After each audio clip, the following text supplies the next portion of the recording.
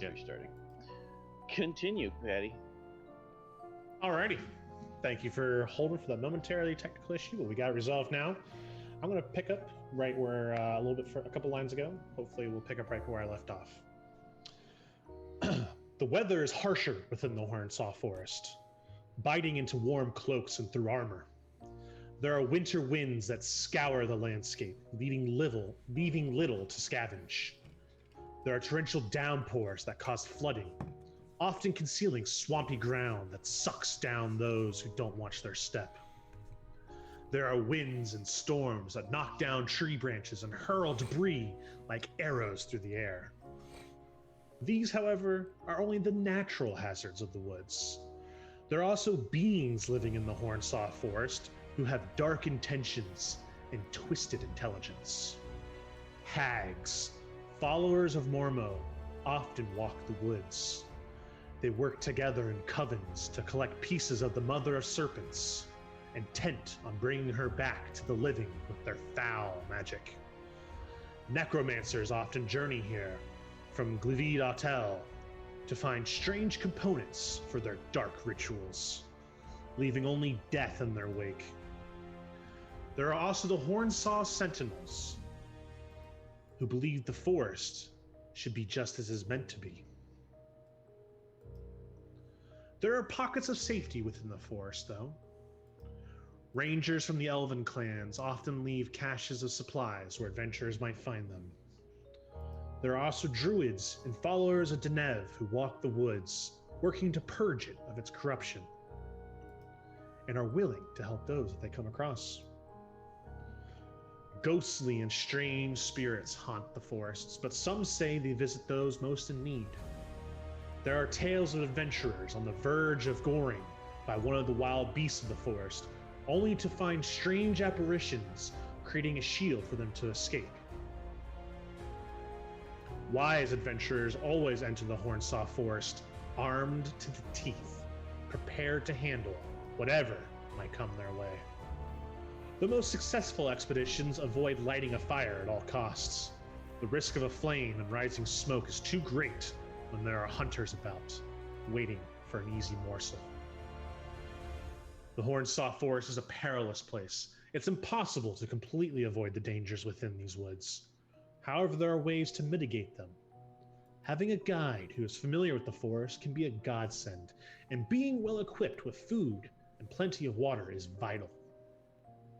There are stories of an entire adventuring party struck dead after drinking from a small stream contaminated by one of the poisonous plants within the Hornsaw. This is where the monsters lurk, truly terrifying things that don't venture outside their dark havens. This is home to all manner of beasts and creations that are meant to serve one purpose: destroy.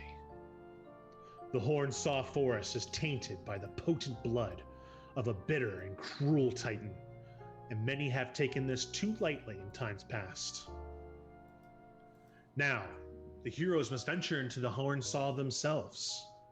They need to overcome the terrifying things that lurk beneath the dark foliage.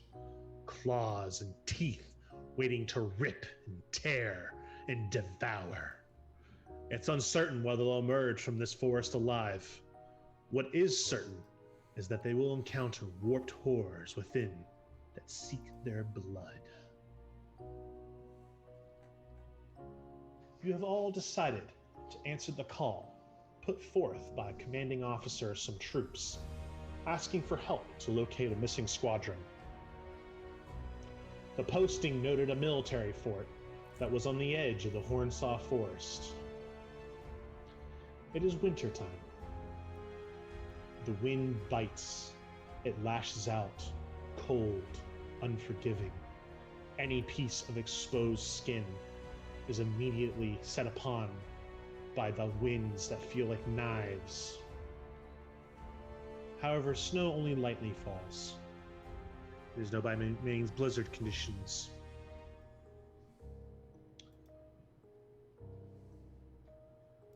Sean, your character.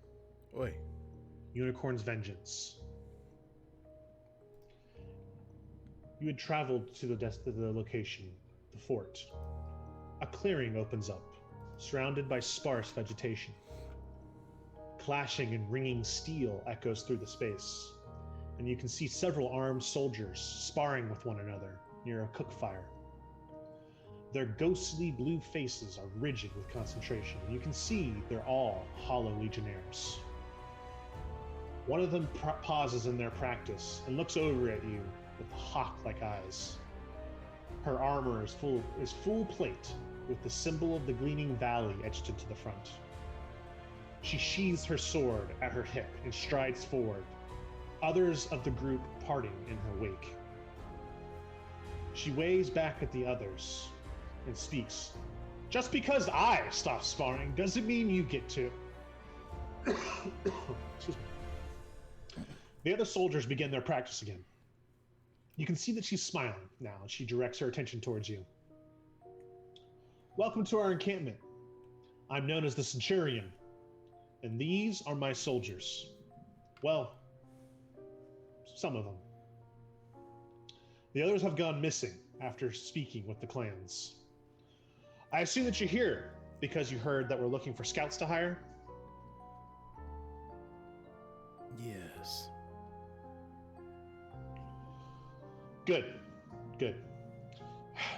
It's, well, I've had a lot of commands before, and this is the most wrong any of them has ever gone. I sent a squad to go deep into the forest. I didn't like it, but those were our orders. We needed to talk to the clans, get everyone on the same page, make sure that alliances would be renewed for the coming seasons, and everyone was prepared for the winter. There's not a lot of good to outweigh the evil in this forest, and it's important that all the clans stick together. Well, they never reported back. So I sent a second squad to check on them. And they haven't reported back either.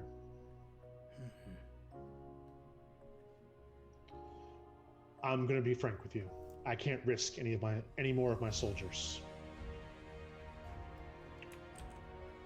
So I've had to open it up to mercenaries, contractors, and just general do-gooders, anyone who would take up my call. And she pauses for a second as another person enters the clearing. Ever, please describe your character. My character is aptly dressed for the winter. Just a long sleeve tunic that looks a lot lighter than it should for such weather. You're unsure about this person, if they're male or female, but turns out they are in between, they, them. Their eyes are black, hair is just a natural color that you might find blending into the forest. Their face is covered in tattoos with a couple piercings, typical elf ears. And they have no armor, but they do carry this short bow with blades on either end and a pack of different looking arrows. It's a quiver of what's called a swarm arrow. And you've heard a lot about these arrows. They're kind of like a swarm, each in itself. So you know that if you're caught unawares by one of these things, you're kind of doomed. This character moves very lithely, and you hear that someone else speak their name, Eliron. And they respond to it. They seem very stoic, just very calm, unassuming. You're not really sure if they'll be useful in battle, but you sure hope so, because that weapon sure looks vicious. They come up to greet you. Aliron, as you walk through this military encampment, this fortress, this fort, you would know that this fort was here, and being from one of the clans from around here, some of the Lehal Legionnaires actually even recognize you. They're the ones who greet you by name. As you walk up, you see Centurion Ravana and someone else, someone you've not seen before. Sean, please describe your character. So he's just a helmet in like a full breastplate and one like arm sleeve that holds a giant like porous gray metal axe, and the rest of him is just sort of like this wispy existence of what might have been an elf, not sure. It sort of fades in and out, and you can just hear this constant like heavy sort of angry breathing coming from the helmet. And yeah, he just sort of stands very still and doesn't move much, doesn't talk much, and he's just staring at this sentinel person, just waiting. So you almost confuse this other being for another Hollow Legionnaire, and but you see that the Centurion clearly is regarding this person as someone new. Centurion Ravana does greet you though as friend. Ah, good. I was hoping you'd receive our call, Arian. I was just informing. I'm sorry, I didn't catch your name. Looking at you, Sean. Unicorn's Vengeance. Just informing Unicorn's Vengeance of our predicament.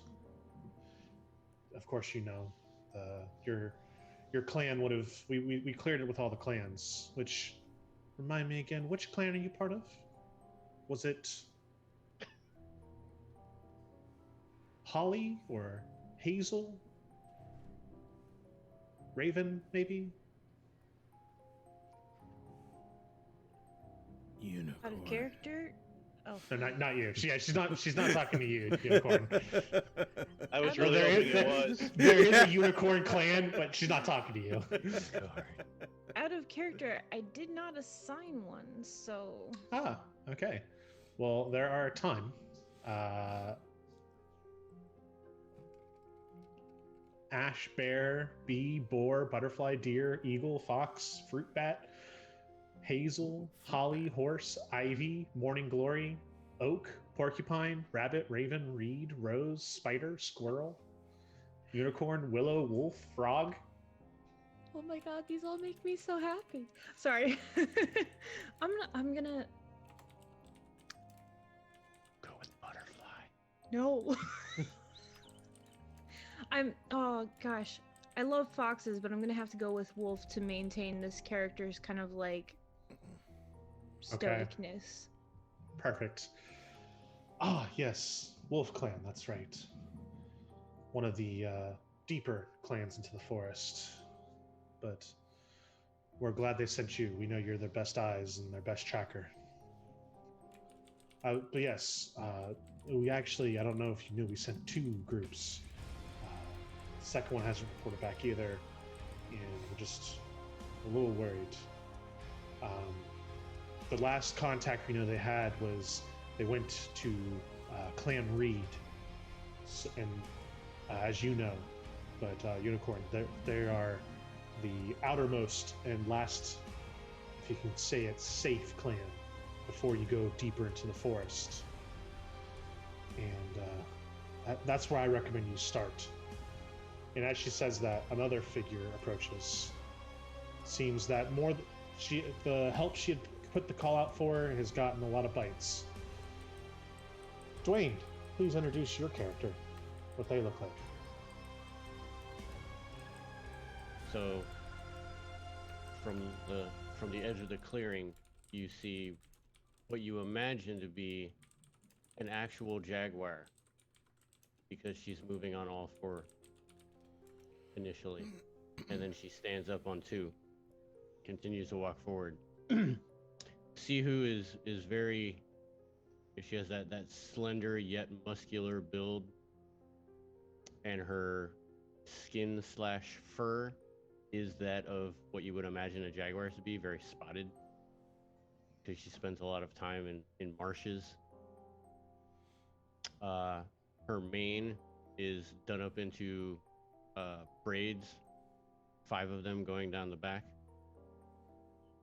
She's carrying 2 claw gauntlets, one on each side of her belt,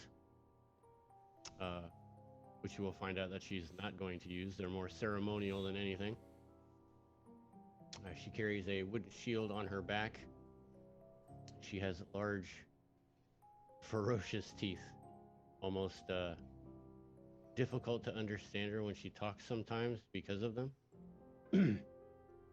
And she never stands in one place. She's constantly pacing that stalking big cat pace. Very nice. So, as this manticore approaches, the Hall Legionnaires, they are strict military command, and the Centurion had told them to practice, and they are still practicing, but with the approach of such what is obviously a predator amongst humanoids, they slow down their practicing.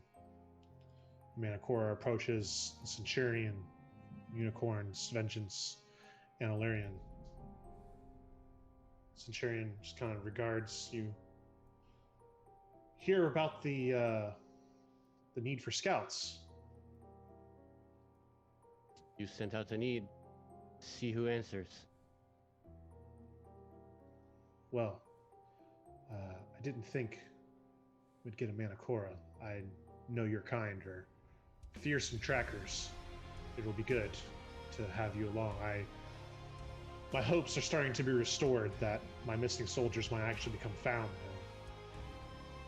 I would, of course, supplement your forces with some of my own soldiers, but honestly, with the 2 squads I sent out already, I can't release any more troops. Otherwise, this fort will become undefended, and we cannot protect the countryside from whatever might come out from the forest. So it does pain me that I am asking outsiders and outsiders alone to help with this, but and she once again looks at the 3 of you.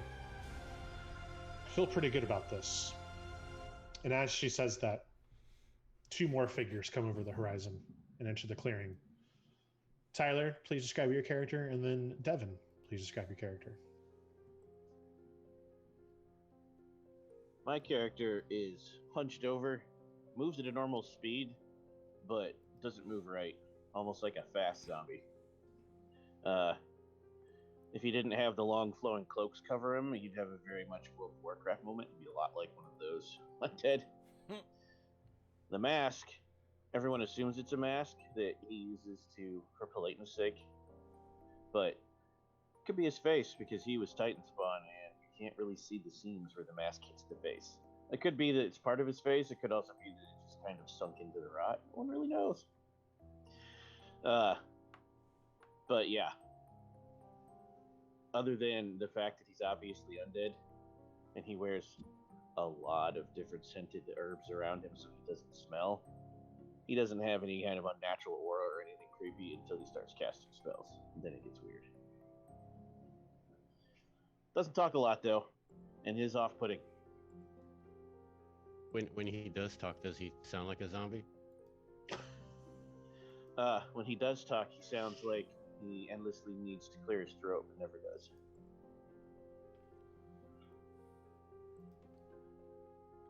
And Una comes in wearing a robe that, even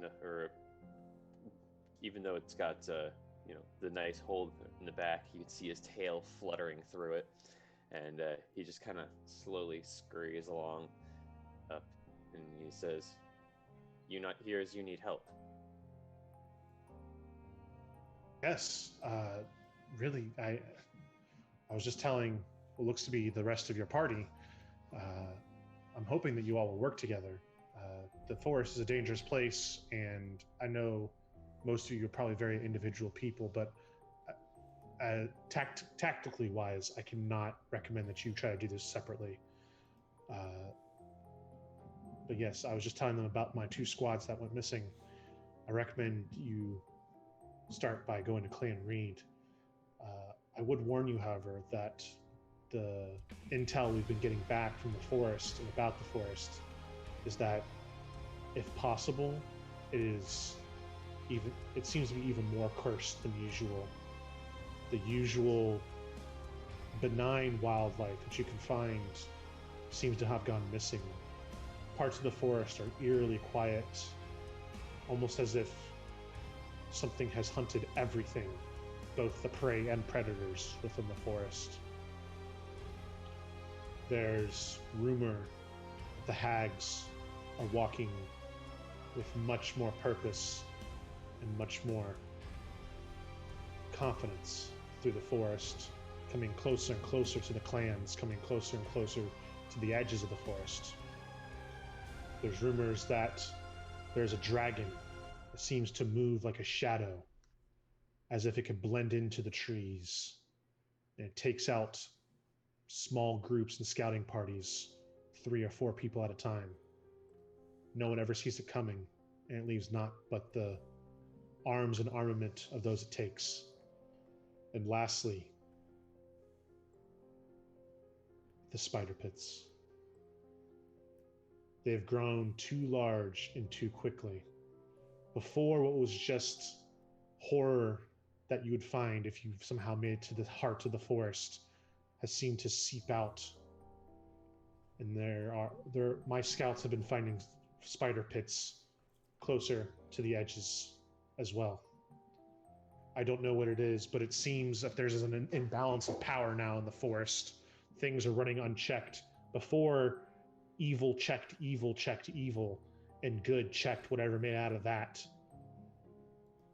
But now it seems as if something of the evil has just grown too powerful for the rest of it, made some sort of ally, and has now made the forest theirs and theirs alone.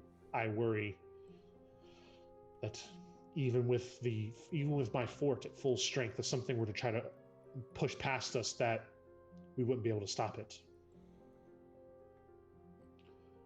So I ask that not only do you try to find my scouts, but if you can find any mention of what is truly happening, not just rumors,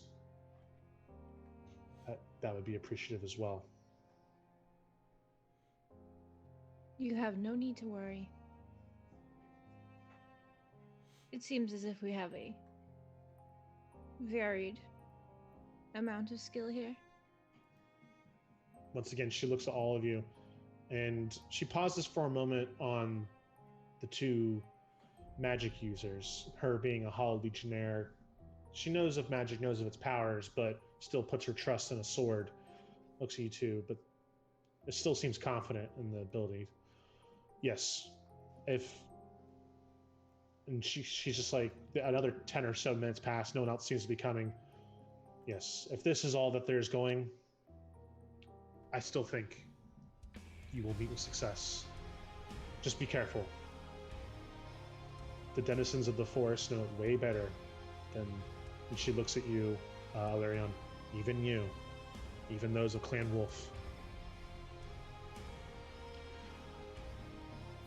And she gives you guys kind of like a rough drawing of the area, just on the nothing inside the forest itself, just the kind of outskirts of it. And she's just like, and she points to a route on the map. This would be the easiest way to get to Clan Reed. Safe travels, and please find my men.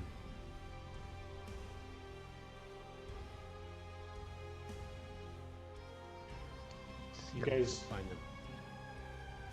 Guys, take your leave from her. Start making your way to Clan Reed via the map. With the map, and you are still outside the forest. It's relatively easy to travel. It does take a few hours to get there. and you notice that as your steps take you from thick forest to wetlands and marsh, reeds sway in the wind, and you can hear the rushing sound of the nearby Broadreach River. You see houses made of wood and reeds raised on stilts above the marsh. Before you can enter the settlement, you see a small group of Hollow Legionnaires. They set up a makeshift encampment using wood to build a platform of their own.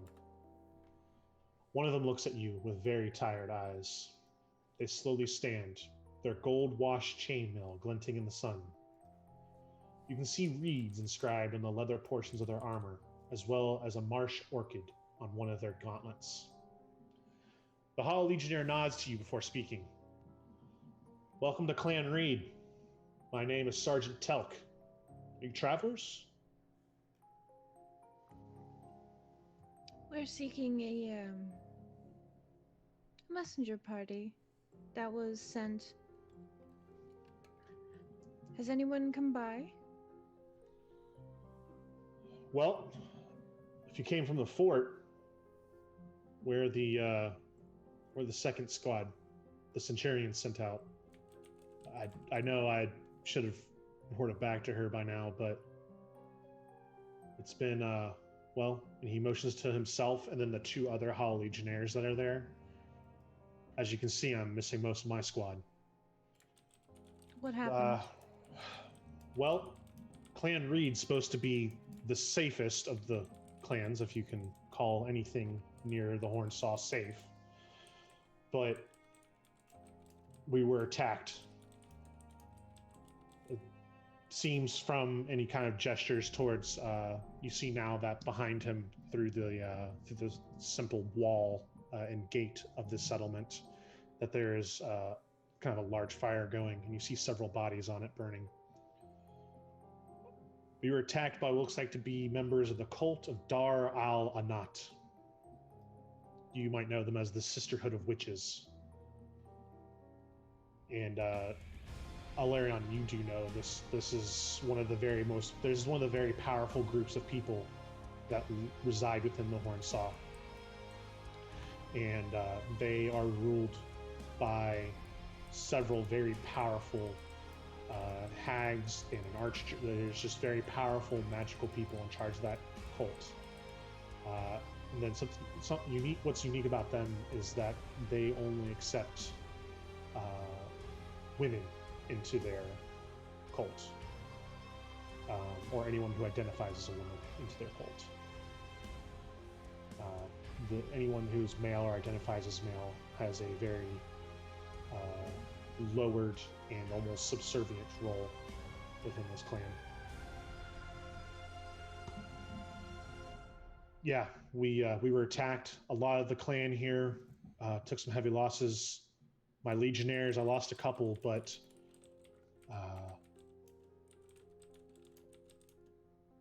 mainly the rest of us I sent to scout because it was weird. It seemed that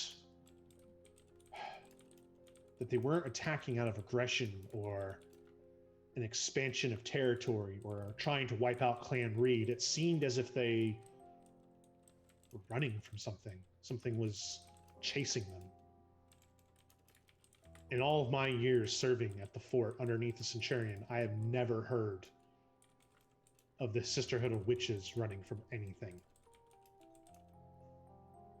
So, of course, that unnerved me, but I knew I not only could not abandon the first squad that was sent, but I also needed to see what would have caused this behavior.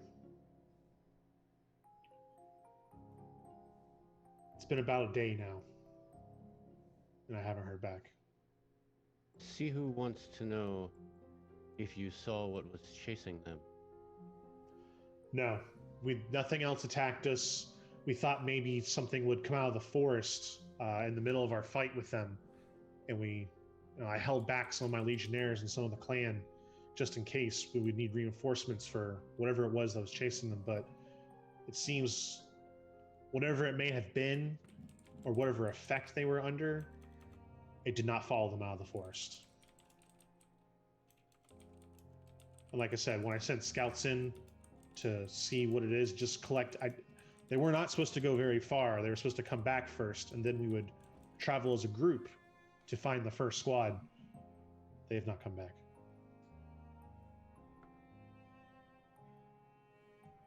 Well, if the Reed clan no longer needs you, perhaps you should go back to the fort. We'll take it from here. I thank you, but respectfully, no. I'm going to stay until I'm going to help protect the clan. I'm going to make sure my men are healed up and safe, and I will wait for them, the ones you will hopefully find. But I will send a runner to let the Centurion know of what's happened here and your progress so far.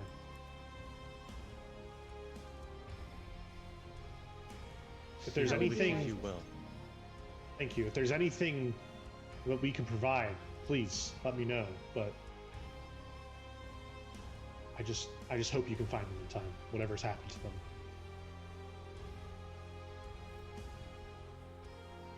There is nothing that you could give that the marsh could not provide. Which Yes, is funny clan- because I grew up in a marsh, so I have cool things. Oh, nice.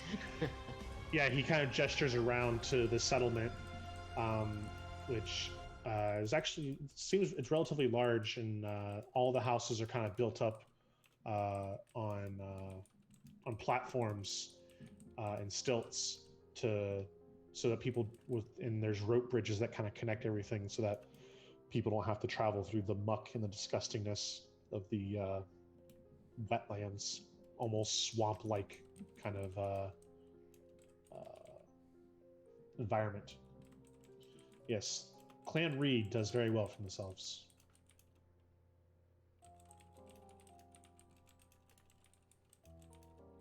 See who wants to know if anyone needs anything. I don't think so. I've checked in with most of the residents. If you want, and he points to one of the houses, you can check in with Pientos. She is one of the healers of the clan, and would be able to let you know if anyone is in desperate need or if there's anything that the clan requires.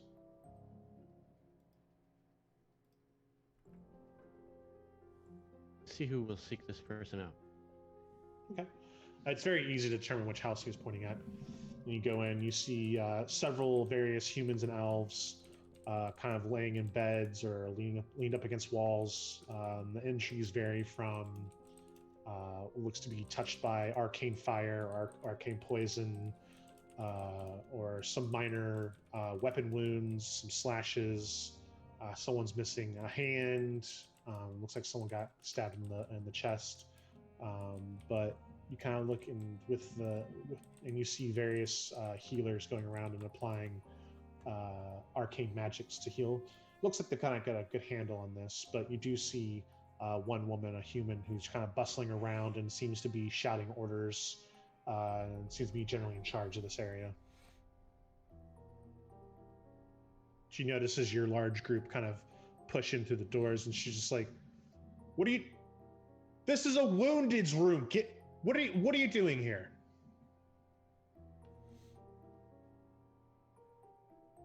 Evaluating. Great. As you can see, there's hurt people here. Now,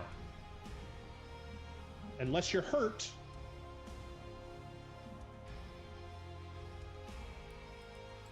So See you who don't want will- help. Sorry. I mean, if there's help you can offer, go ahead and get your hands dirty. No one's stopping you. That guy over there's got a knife wound.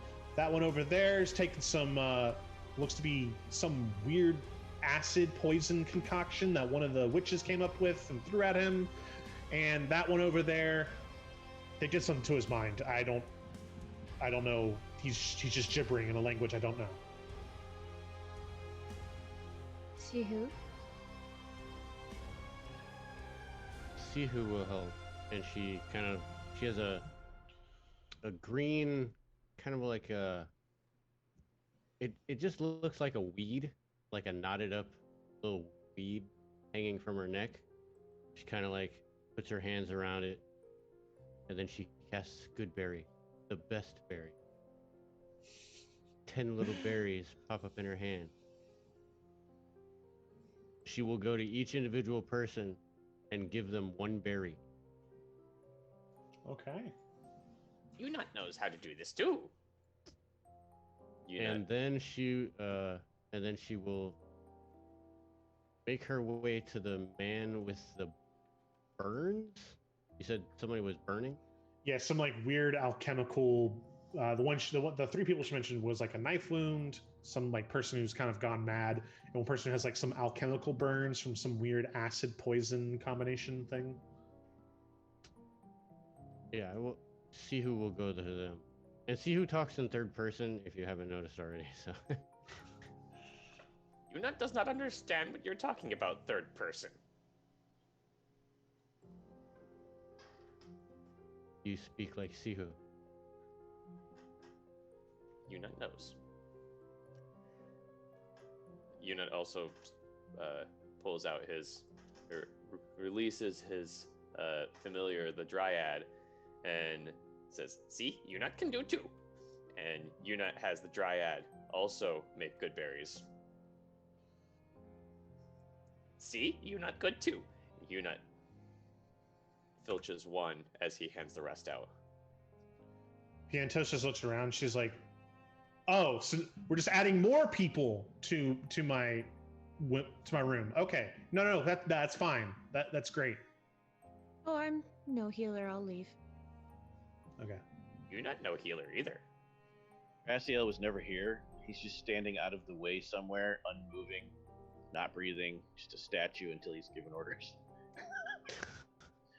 Piantos does see you, see who kind of going around giving the good berry, and people are responding to it. She's like, she looks around, see things are, at least handled. No one's like, crashing. She's like, listen, I'm sorry. It's just, this attack came out of nowhere. We were already kind of low on supplies. It's been a dream. But she looks around once more. I assume you're here to help the Hollow Legionnaires. This is correct. Come with me, and she leads you outside through that same entrance you guys came through, and kind of talks to your group as a whole now. Okay.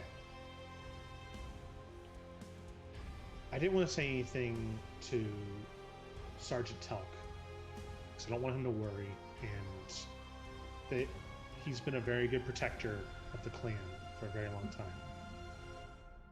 I think he's got a soft spot for us. But what we've heard from our communications with the other clans in the forest is that this might all be the work of the Eightfold Curse. Okay. Deep, deep in the forest, we're talking into the heart where no one ventures, the darkest recesses. That's where the nests of they call themselves the Eightfold Curse. They are witch spiders. These are spiders born with a latent sorcerer's power.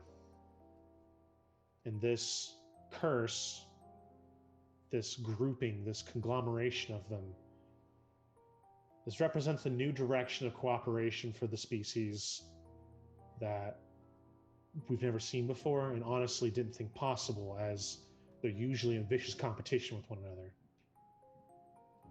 Long ago, so the story goes, there was a monstrous hag spider by the name of Uriglasha.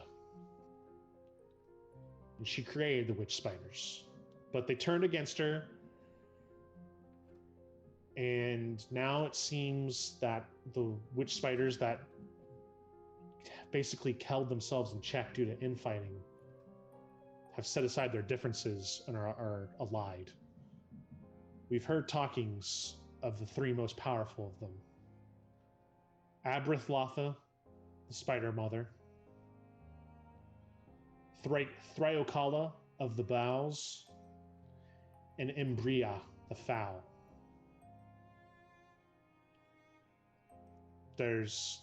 We've heard from, and she kind of nods her head to you, Illyrian. We've heard from Clan Wolf, we've heard from Clan Bear, that large sections of the interior of the forest are now untravelable.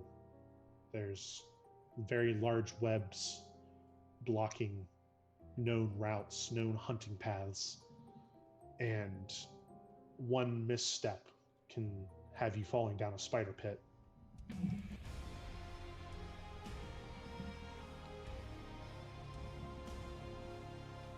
Just be careful out there.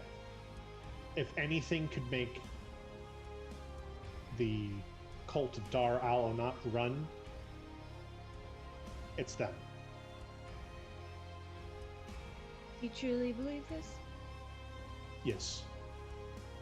I have no evidence. Perhaps you'll find some out there, but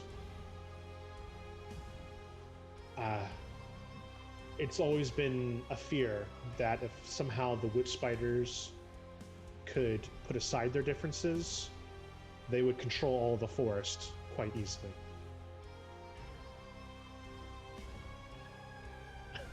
Out of character. We made far too many stoic, quiet types in this party. Yes. Hmm. She kind of wipes the sweat off her brow, pulls her hair back behind her ears. Now, I have spent enough time talking to Renta Scouts. I am going back to heal my clan members. I do wish you luck. I do wish you safety. And for the sergeant's sake, I do hope you find his Hollow Legionnaires, but just remember, most people don't come out of that forest alive. You not will be back. She turns back around and goes back in.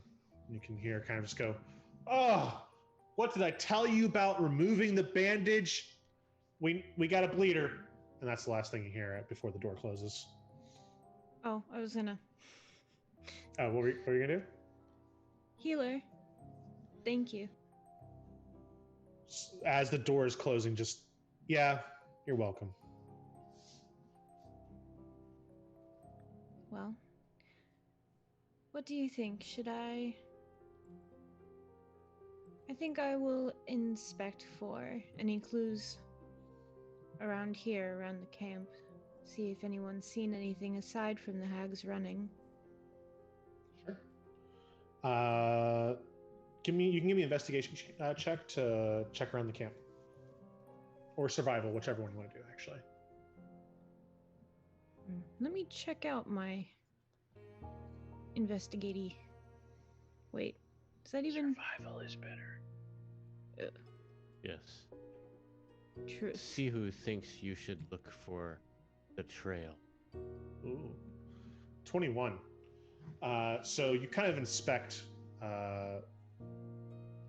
where this fight took place, and very easily, with your keen hunter's eye, you are able to tell that there was no tactical. This attack did not make any sense tactically. It just seemed like they kind of just poured out of the forest in all different directions. They weren't joined or grouped up together.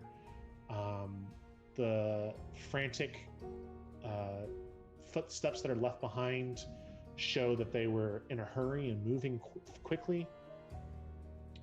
And, as opposed to attacking from the cover of the forest, they rushed out into the open field where the clan would be able to take them on easier. And archers would be able to stay in the back and have kind of free reign on them. It seems that, this fight truly was motivated by fear.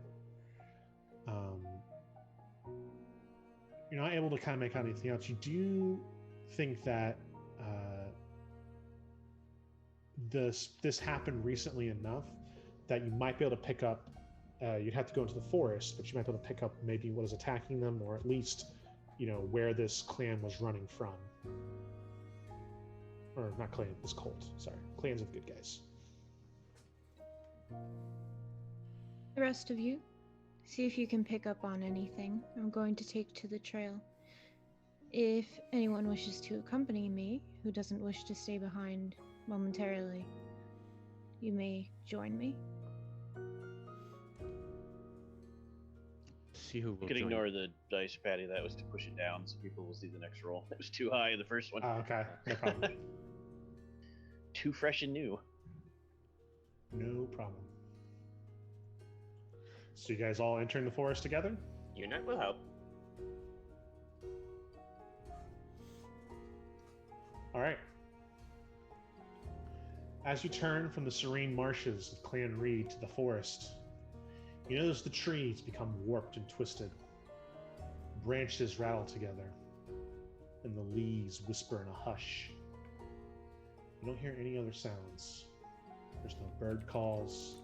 There's no small animals. It feels as if the trees themselves are watching you as you continue. Unit thinks this is perfect. Unit asks his dryad to talk to the trees and see what they know of the ongoings as we pass through. Dryads have the ability to talk to plants and animals.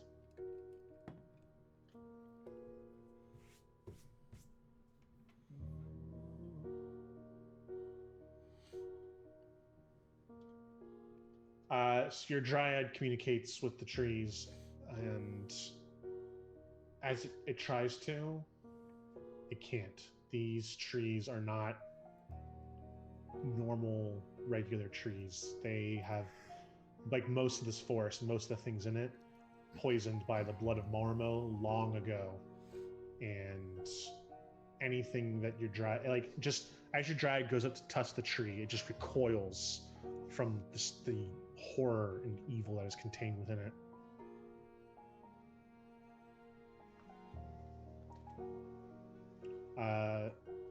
Alarion, you might give me another survival check. Now that you are within the woods.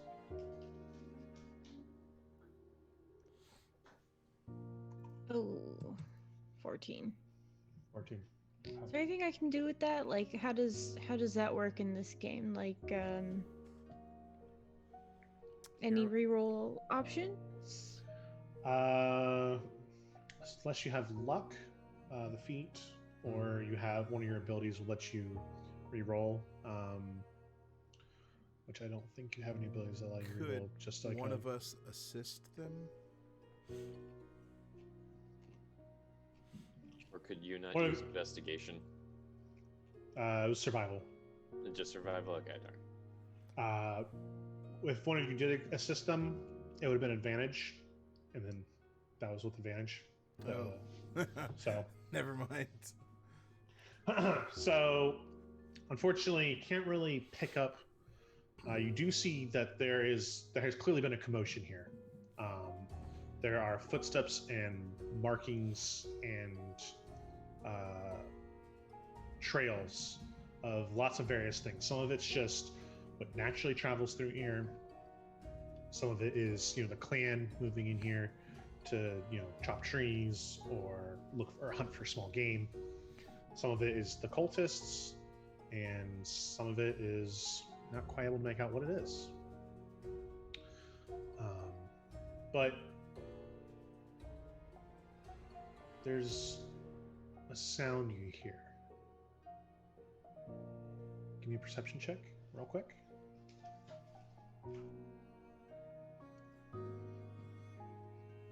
Devin, did you touch my tablet?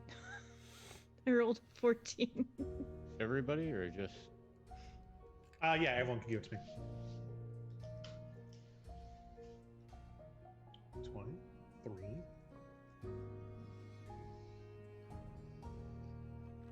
10. I think the 23 is good. We can probably just roll with that.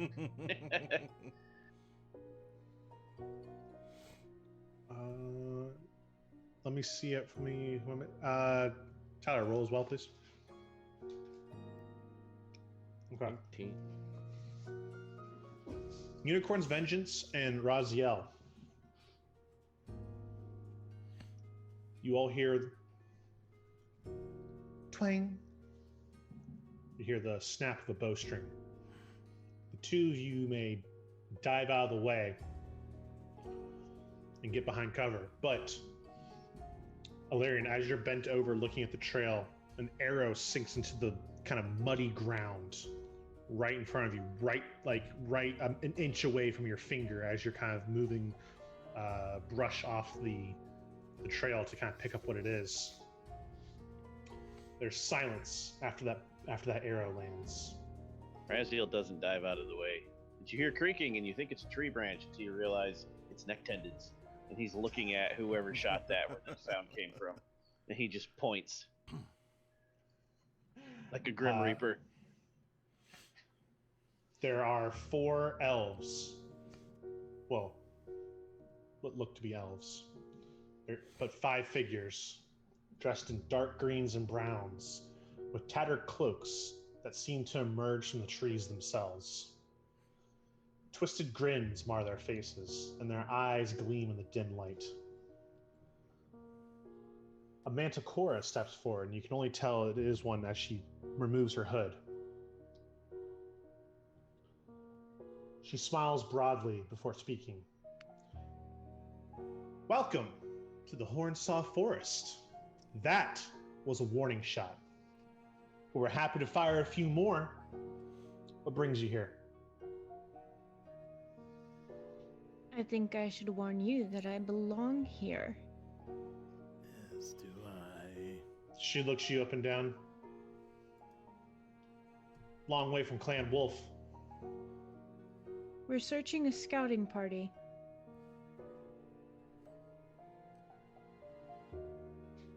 Okay. Don't say Have that's my you- problem. Oh, I think it will be your Or problem. be moved. And I'll roll intimidation, Oh, okay. which I have advantage on. Of course you. Ah, toy! 19.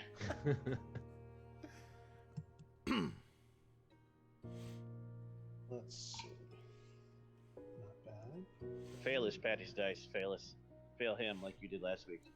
They, Fail him they hard. did fail me so bad last time. Yes, they did. It was amazing. See if they're gonna fail me now. Okay, they didn't fail me, but she takes a second look at you specifically, Razio, and is just like, ugh. The rest of you allow that thing to travel with you? You're not a thing. He seems alright. I'm not Oh, here for not fun, talking I'm about here you, for Nat. work. She looks at, her companions, looks at you guys. All right, listen.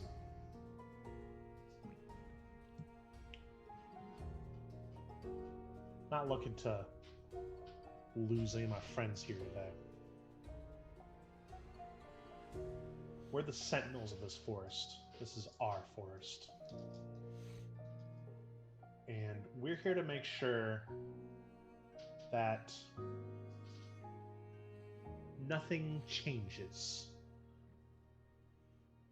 Our forest, we like our forest the way it is. We think that it's perfect, but others disagree. The clans, those legionnaire bumbling fools, and the Eightfold Curse. Well, good, then I think you'll find us invaluable. We come to remove something that's lost. If you are the Sentinels, it's your fault that these hags are running away, is it not? We might be the Sentinels, but we're not. There's not enough of us to take out any one of these groups. We just have to manage them best as we can, keep everything on a neutral ground as best as possible.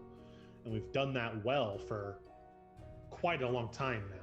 Longer than you've been alive, longer than I've been the leader of these people. Yes, things have gotten a little out of control now, but We're working on it. Do you have a plan? Are you here? Are you going to help us? See who In a goes way. where see whose path takes her. Great. Listen, perhaps we have a compromise. My sentinels will leave you alone. As you can see, and she kind of just like waves her hand, and her companions just blend back into the trees perfectly again. Like you saw exactly where they went, but you cannot see them. It's just one of those things where you're like, my eyes are playing trick. Like I watched that person walk in front of that tree, but I can't see them anymore. We'll leave you alone. But you have to promise not to harm our forest, first of all. That should be simple enough. Don't harm the forest. And don't go trying to solve any of the politics of our forest either. Don't try. I have no interest in your politics. I have Perfect. no interest in changing the forest. Perfect. Then we'll give you a little information to help you on your way, finding your hollow buddies and what befell them.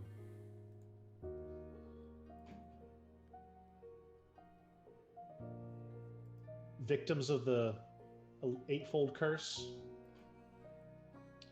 Yeah, just like any other spiders, they drain their victims of their fluids, but something's happening.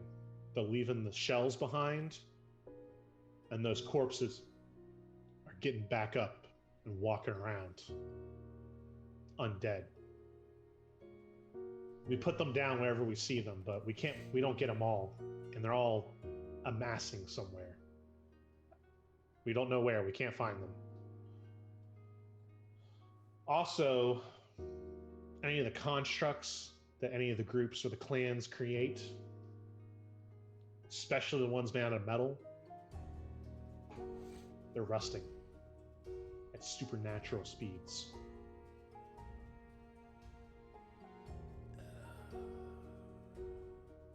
That doesn't bother me so much, but probably bothers your little hollow friends. An aura of death. Exactly.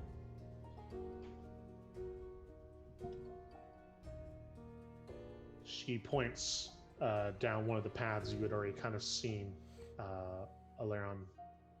You weren't sure. You yourself had not. You weren't quite sure which direction you were going to go. But the Manticore points down. Follow that path. That's the last time we saw the Legionnaires. We didn't engage them. There's a lot of them, and they're heavily armed. And honestly, with what we've seen happen to other constructs, we didn't think them long for this forest. But Your assistance is... Sorry. But follow that path, and maybe you'll bump into them, or what's left of them. Your assistance, though reluctant, is appreciated. Just remember, we're watching you. And then she steps back into the tree as well, and she's gone. When Raziel walks past, he thinks to himself, I promised nothing. Only the leader did. Very strange. And then he says out loud, change is inevitable.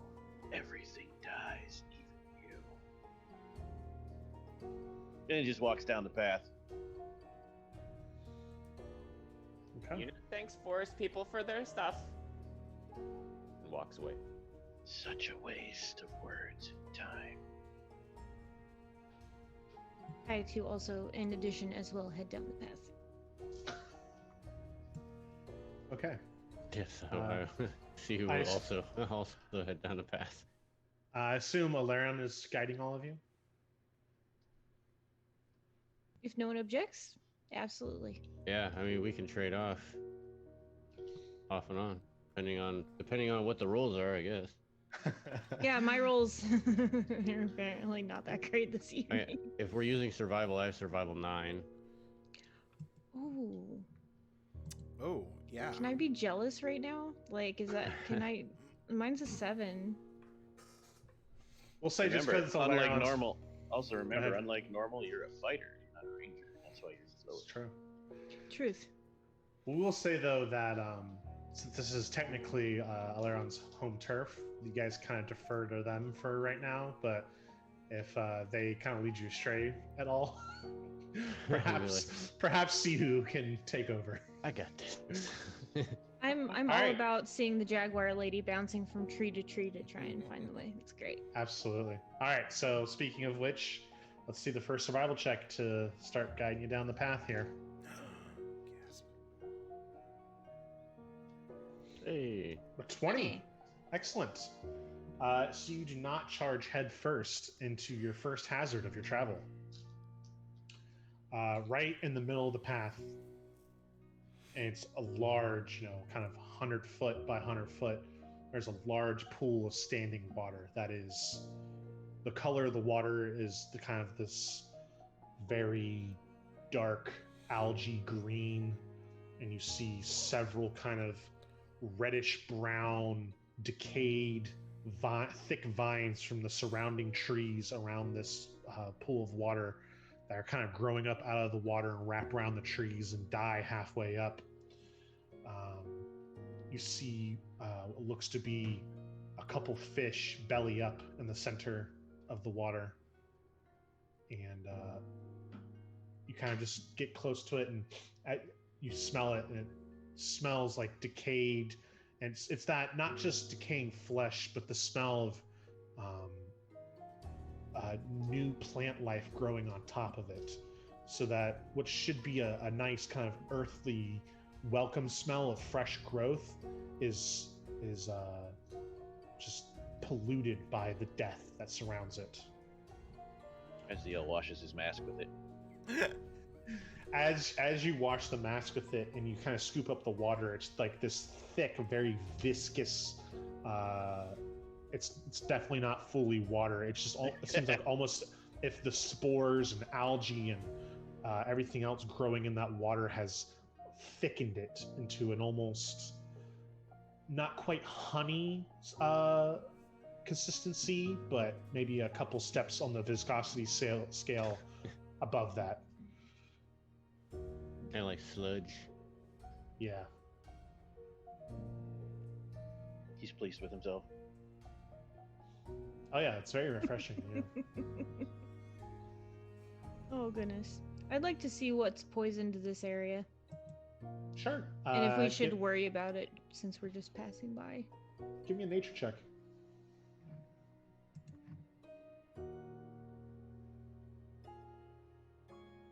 Oh man, I've only got a 5 in that. Dang it. Oh, 23. Haha. All right. You take a look. You don't see anything obviously growing from it. You do know that all kind of like the microbes and algae that's in the water seem benign. They're not poisonous. It's disgusting and nasty and smells, and is like very icky, but it is not dangerous or poisonous. You look at the roots that are growing up out of it, are sort of wrapping around the tree. Once again, kind of reddish brown, almost giving off that, danger color. But it's whatever the plant life in the water has reacted with those. They're just normal vines. Nothing dangerous about them. Nothing poisonous about them. Like you're looking around, you can't really see anything that's obviously has poisonous water, and then you kind of just and you scoop up with an old jar some of the water. You kind of swish it around, and you pour it on some of the plants that are on your side of this giant pool of standing water. No negative immediate reaction. You kind of wait for a little bit. It seems like maybe this is just, as disgusting as it is, benign. That the water itself isn't dangerous. It's just a little stagnant. Just a little stagnant. And sticky. You get stuck in this. Potentially. It would take a little effort to get. It's not like, quicksand or something where if you go into it, you're going to die. But it would require a little bit of effort to get through. But it's not like it's going to drag you down to the bottom.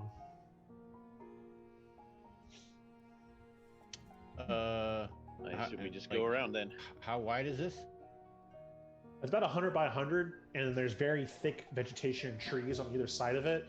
So kind of to route around this would take quite a few hours.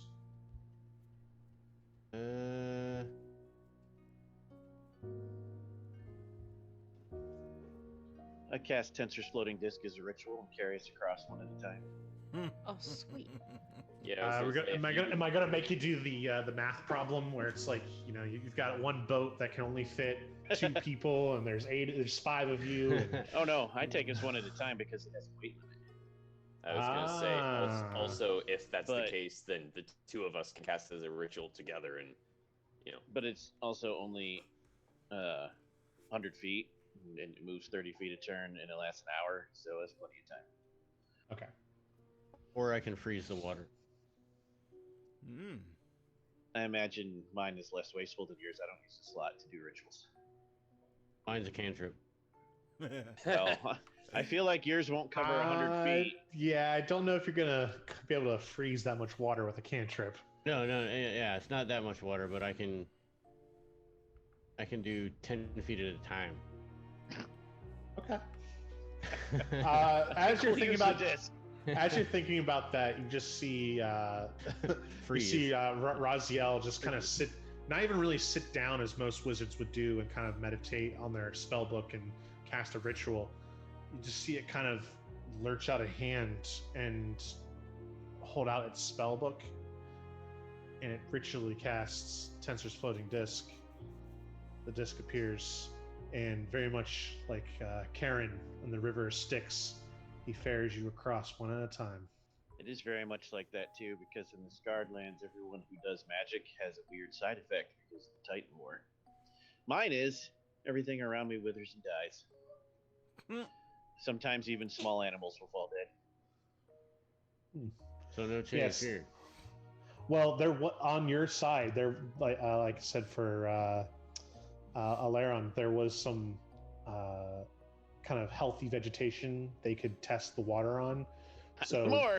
Yeah, just the little bit that was left is now just, and it's just kind of that it's just if you did a stop motion video of like fruit decaying or grass withering, and then sped it up. That's what it looks like when he casts his magic.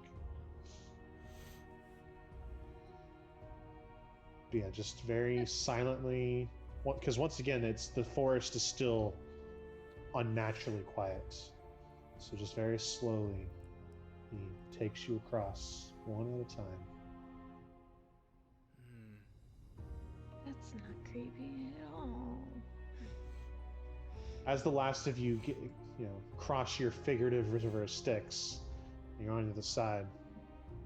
While you continue. And of course, my disc is fleshy and it almost seems like it's moaning. It's probably just the wind, though. Of course. Why? Now, what kind of moans That was a are dumb these?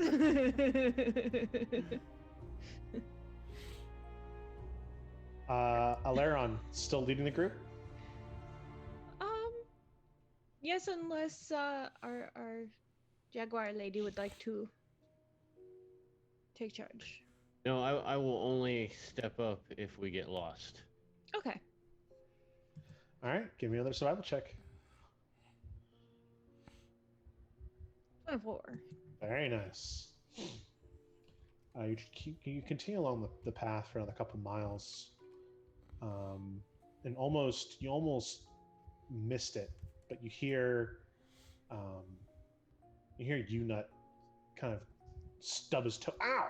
Oh, Unut, step on. Unut hates stupid stick. And you turn back around, and it's not a stick. It's a scrap of metal that is extremely rusted on all sides, and you pick it up and you look at it, you're able to tell that this is actually was once a piece of armor, a gauntlet maybe, and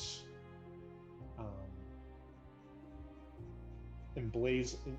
All that's left, and it's all corroded and just looks horrible, as if it's been there for hundreds of years. But you do notice it has the symbol of the Gleaming Valley on it, the same symbol that Centurion Ravana had on her armor. This can't be. This appears to be perhaps the remains of one of her soldiers. Clearly is. Unicorn's Vengeance will just go and take it and like put it on. I to the living always try to deny the obvious. Shock, my friend. Shock. I believe the root cause, so such a futile emotion. Well, in any event, what should we do to keep our hollow friends safe from such a rust? Unit believes we should go faster. This one does not rust like those others. This one is elven hollow. I wear wooden armor. Though this rusted piece is interesting. Keep it for later. Well, while it may decay metal, what's to stop it from decaying wood? Raziel just looks at the trees I need all of you to that give have me- not decayed. I need all of They're you to give me evil. I need all of you to give me a Constitution saving throw. Oh, no. Constitution saving throw, you say? I'm gonna guess I'm immune to it. I'm gonna say, what is the base of it? 28. I'm Just- immune to poison, disease, negative That's- energy, fatigue. That's fine. I still need a Constitution saving throw from everybody. 28. Holy hell.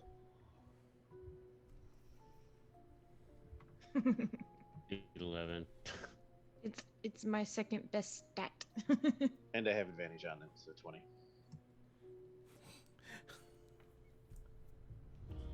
I'm undead. Don't look at me like that. 18. Okay. Oh, crap.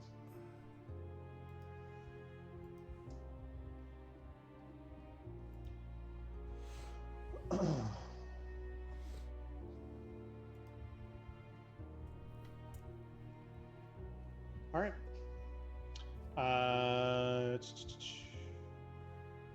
With that 24 survival from before. So you continue along from discovering that piece of armor. And you come across and you notice that you do start to hear the sounds of nature again, just briefly and only a little bit. It's coming from one particular direction. It comes east of the path you're walking on, and you notice there's birds chirping, and you can actually see that there's a small, almost path of flowers that lead right off this main path.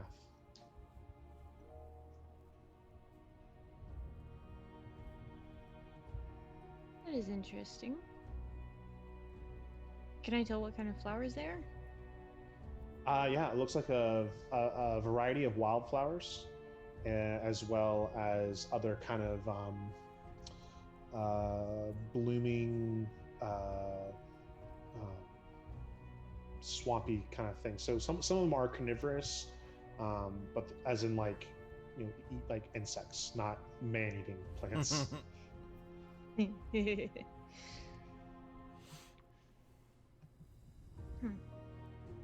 Anything useful to us? I will ask our jaguar friend. I do have an herbalism kit, and I am proficient with it. Okay, then give me an herbalism kit roll. So that would be wisdom and proficiency. So roll Yes, d20, right. add your wisdom, add your proficiency.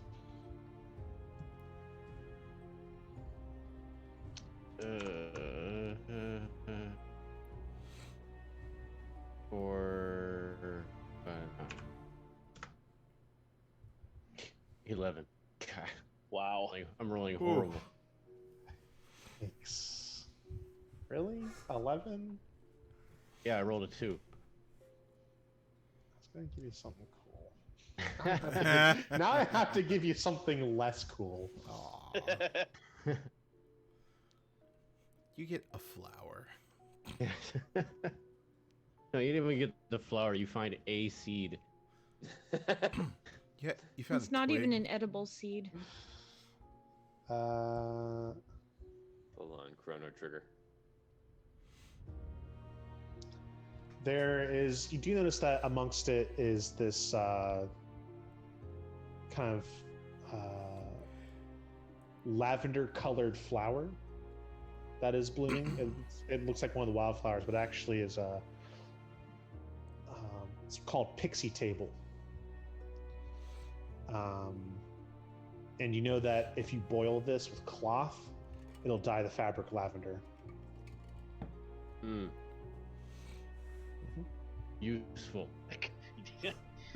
That was going to be a lot cooler, I'm pretty sure. So Oh no, you could have gotten something really cool, but you rolled an 11. So Dwayne's character's gonna end this whole druid thing and go into textile production, make millions. Just I mean, you do know enough that like lavender is a rarer color. Like this would be valuable to a seamstress or clothing maker or dyer. Yeah, I will pick it Okay. and place it in my explorer's pack. You Maybe may we mark could trade it. you may Actually mark wonders to pixie himself table. why she's wasting time on that. You may add pixie table flowers to your inventory. I Look at will. that. I will do that. They'll come in handy for trade later, I'm sure. You never know. May I attempt to check out the flowers? Sure. Give me. Do you have herbalism kit proficiency? You can just give me a nature roll then. Because I live here, dang it. It's true. Oh. 14. It's really. If I had mean, advantage, it'd be a 25. Ooh. Too bad you don't have advantage. Dang it. After watching two of them spend like 10 minutes each on that, Raziel goes and stands in the middle of the flowers and casts prestidigitation so they'll wither and says, "May we continue now." no. Damn. That's really fucked up, bro. We were looking for useful things. We're looking for missing legionnaires. Alaron, you do find some mistletoe. It's, a little evergreen shrub. It's not green anymore. It's true. He killed it. You do know that mistletoe is held as sacred by druids, and sometimes used to ward off evil spirits. But it doesn't. I Really gift do it any- to our It has no druid. practical use. I gift it to our druid. Okay. Would you like to continue along this path of flowers? It seems to lead further off the path, but you do see like an opening is coming up. If it doesn't seem to have anything to do with our missing legionnaires, then not so much. Okay. Unless anyone objects. Nope, All right. I'm all for the mission. All right. So you decide to not go and follow that path, and you continue along the path the sentinels had pointed out to you. You travel further along, and give me another survival check.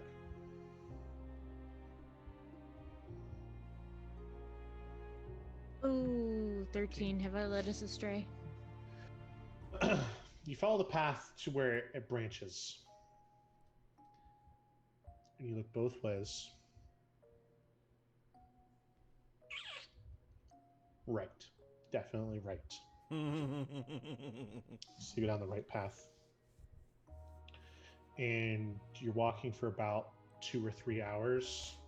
So night is falling at this point.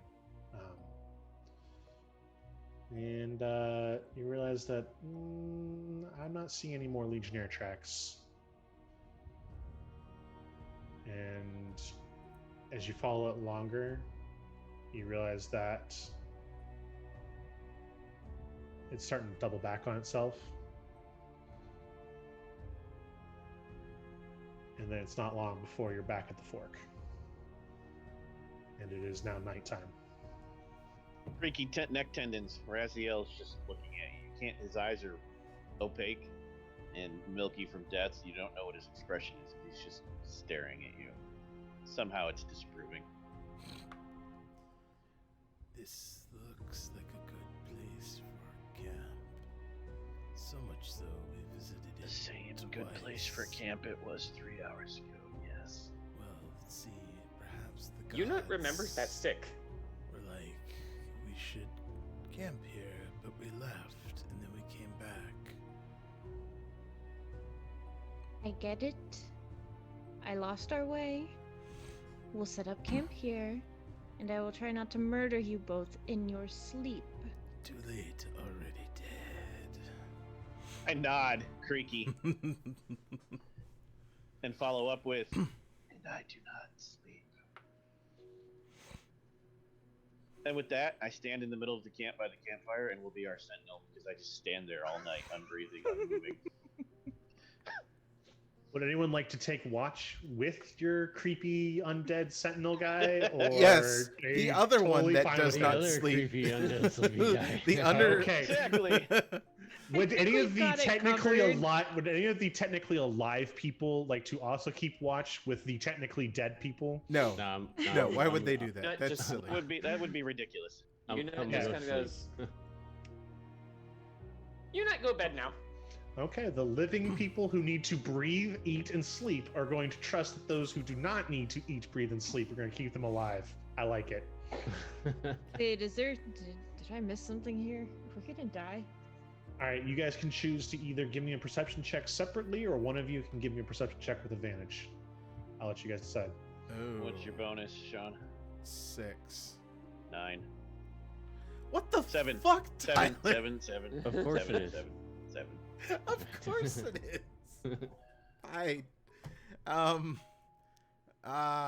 I'm cool with us both rolling, I guess, since it's so close.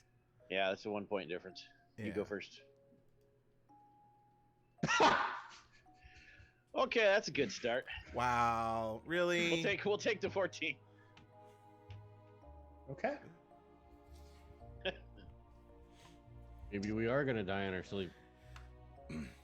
What Just happens as is you're- no. What happens is Unicorn like draws 4 lines in the ground and a hash mark, and like draws a circle in one of the corners, and is just sitting there waiting, and forgets to look out.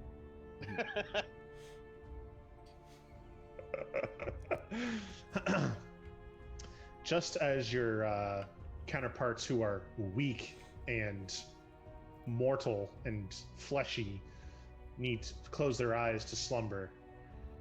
Wait. Can I retcon something? Sure. Okay. Because if you're conscious, you can will. So I have Mark of the Spinning Coin. If you're conscious, you can will this tattoo to activate. No action required. If you do, you can reroll any attack, saving throw, or skill check you just made, keeping the result of the new roll in place of the original one. So Sure. I regain it Yeah. after a long rest. So let me That's try fine. this. I'll again. allow that. Yeah, at least beat our passives. There we go. 24. There you go. There you go. Much better. Yeah. Much better. Much better. Much better. Okay, Oh, so one extreme of the dice to the other. Wow. yeah, it was. By the way, that thing is from Dead Man Trust. no, I think it's actually from Scarred Lands. Scarred Lands, yeah. Oh, okay. Still cool. Magic tattoos. I've had people in my 5e homebrew campaign go, "Can't you homebrew me some tattoos?" I'm like, "No. Why would I want to put that much effort into it?" Well, Scarred Lance has put the effort into it. You can have a mastery class that Devin is doing, Tattoo Adept. So if you want magical tattoos, check out Scarred Lance. Yeah. Anyways. There are some pretty sick tattoos, by the way. Yeah, for sure. Like this one that just changed a nat 1 to a 24. So, pretty useful. Anyways, so your undead sentinel, who kind of is doing Look in a quadrant for 10 minutes. Look in a quadrant for 10 minutes. Look in a quadrant for 10 minutes.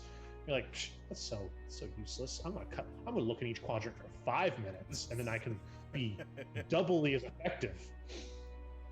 So you're kind of spinning around faster than he is, and right as you're about to both get dizzy, you hear a rustling in the brushes, and it sounds like something is about to stumble upon your campsite. You have enough time to wake your friends if you want.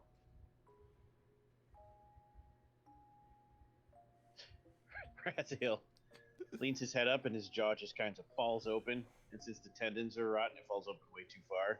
And like a banshee wail comes out.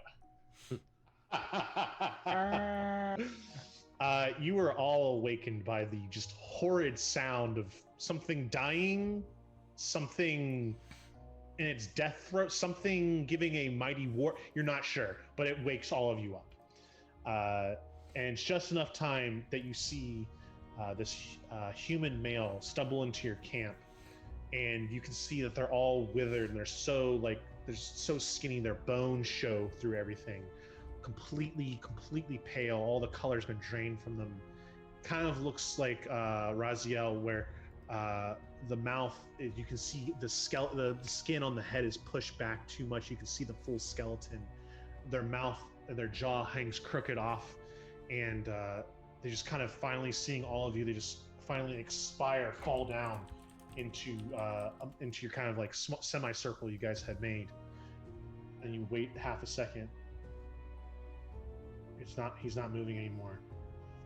But you see kind of this twitching movement all of a sudden, and the body shudders, the spine kind of cracks and creaks and breaks, and you hear vertebrae popping.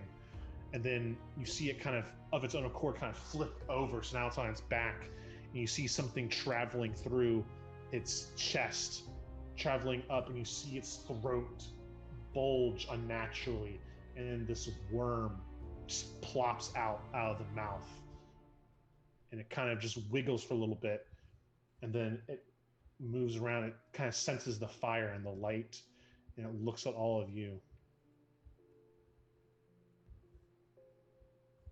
There's this pregnant moment where all of you are looking at it, and it is looking at all of you. And then it reaches out telepathically to all of you. Mm-hmm. I need a new host.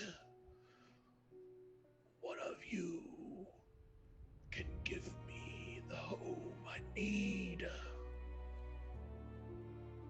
Walk right past the worm. I kick the guy over so he's on his back. I look at it. I sink my hands into his abdomen. I'm hungry. And I eat while we talk. Your compatriot, this person you've not met before. You had your suspicions about what he is and his creepiness, but this is confirmed as just his bare hand just easily breaks open the sternum and rib cage, opens him up, flayed almost, and then just reaches in and starts grabbing intestines and guts and just chomps down on them. I eat about a pound, and then I stuff much more in my pack. That'll last me a week. I'm gonna knock an arrow and aim it at the worm. No, I'm not gonna shoot it, but I'm gonna aim please. At it. Seeing you eat this corpse, you no longer hear the worm, Raziel. Shocker. I need one that lives. What of you? Oh, so you can drain it, like you did that. No. This body did not die of my accord. This fool wandered into this forest, drank of poisoned water, and died. Tough luck. Please. This symbiotic relationship I offer works both ways. I can make you stronger. Let's make it weirder. I scoop it up and hold it so it's eye level with the talk. It very briefly reconnects telepathic with you. Please intercede on my behalf. Please. It's a living creature. You would let it die? That seems cruel. necessary for breathers. My body remains untainted.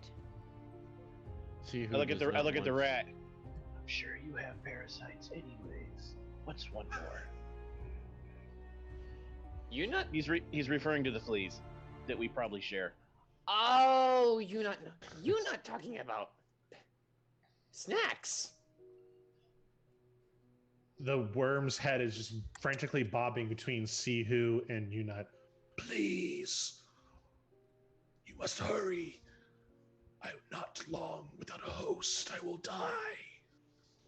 See who does not want And I hold it out towards the the rat. living I know the thing druid's in her not gonna body. do that. Please, do not Will you let leave me Unut die. later?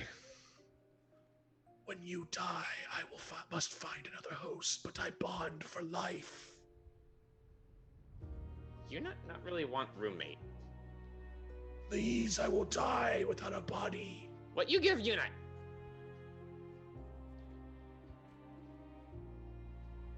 Powers to resist and powers to destroy. Unut like to destroy. Unut can have a roommate. Unut walks up. It rejoins with you again, Raziel. Feed me to him. I grab your jaw and pull it open. Plop. It causes it's rather large diameter.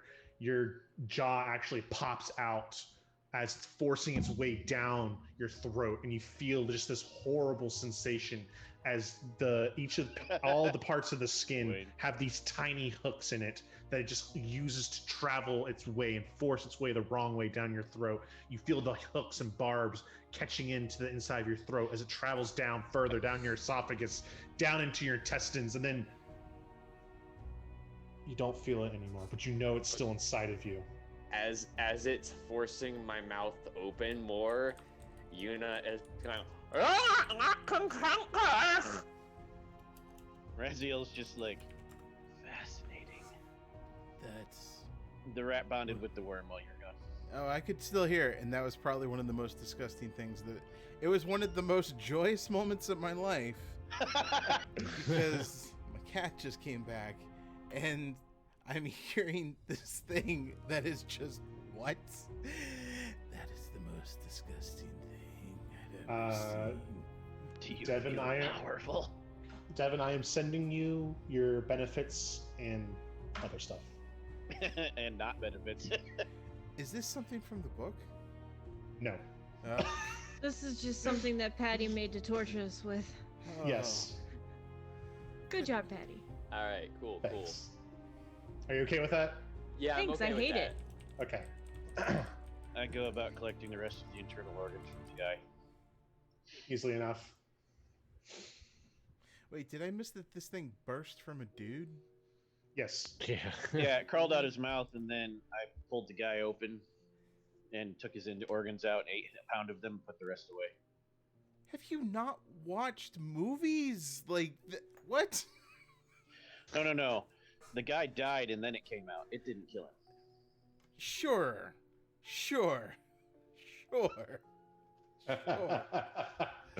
Raziel can confirm this guy drank poison and pours it out of the stomach. Yep. Okay. Okay. See who goes back to sleep. You're all a little unnerved.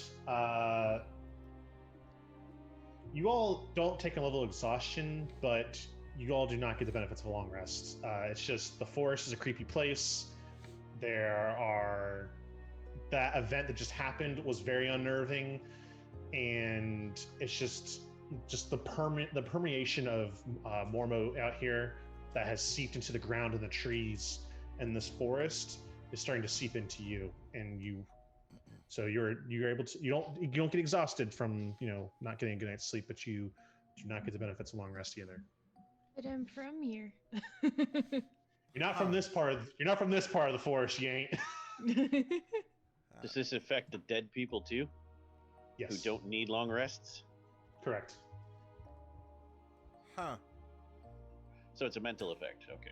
So watching worms go down people's throats is That and just the forest itself. It's unnerving. Right. Okay. Cool. Wow. Raziel is confused as to why he doesn't feel like it was restful because he's not unnerved. He's incapable of that. But he expended no energy. For you, it's more of a not unnerving, more of a you notice that there's a shift in the arcana in the weave of this place, and it is preventing the energies of recuperation from affecting you. From just the basic sustenance and need of any even somewhat living thing is just being blocked. I informed the druid she should be cautious with her spells then. She's not getting them back. Yep. All right.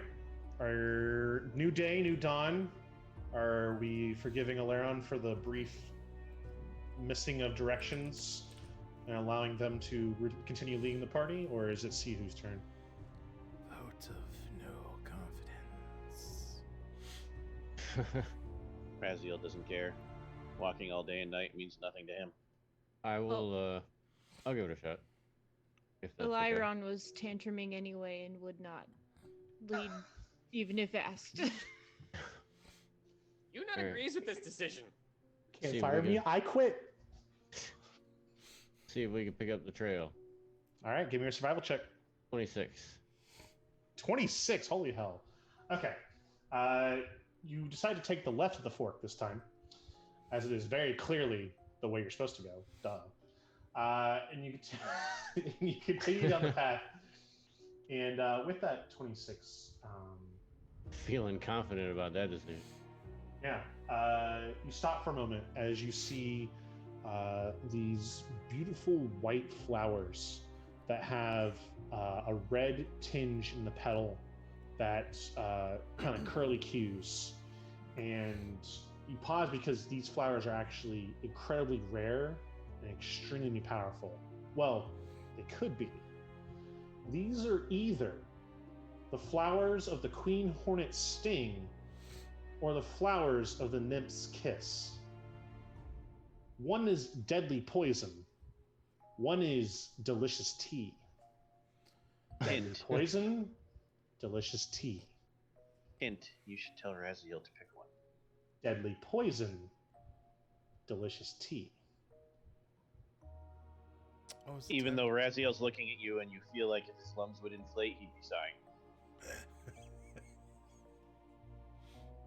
All right, Razio, have at it. Pick. Chew. Poisonous?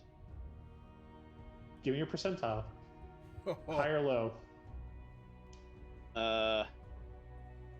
Always high. Right. I chew on it and I Poisonous. look at you and say, poisonous. It would kill you. Very poisonous. There's nothing to me. Yunat want to try. It would kill you. well, Yunat takes it. Well, anyway. he sticks right, everything else. down Raziel, his you throat. eat it. You're like, this would kill a small animal. Oh, okay. You guys, you're not gonna have a good time. You're gonna feel really, really shitty for a while, but it won't kill you. In that case, I just look at the flower patch, and I look at the elf, and I look at the elf's bow, and I look at the flower patch, and I repeat till the elf figures it out. Arrow poison.